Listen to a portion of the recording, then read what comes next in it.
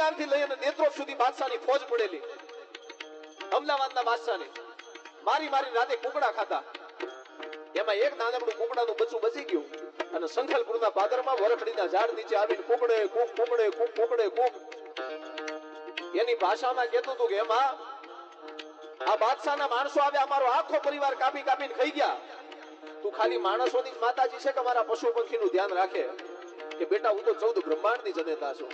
તો મા બાદશાહના માણસો મારા બધા કુકડા કાપીને ખાઈ ગયા, ક્યાં અમારે ફરિયાદ કરવાની? અને ઈ વખતે સંખલપુરના પાદરમાં વરખડીના ઝાડમાંથી આકાશવાણી થઈ હતી કે હવે રોવાનું બંધ કરી દે, મારા બાળ આહુડા લૂસી નાખ. જે બાદશાહના માણસો તારા કુકડા ખાધા છે, કપાઈ ગયેલા, ખવાઈ ગયેલા, પેટમાં પચી ગયેલા કુકડા સવારમાં એવા ને એવા પેટમાં ઊભા થાય તો માનજે કે સંખલપુરના પાદરમાં બાપલ દેથાની દીકરી બહુચર બોલી હતી.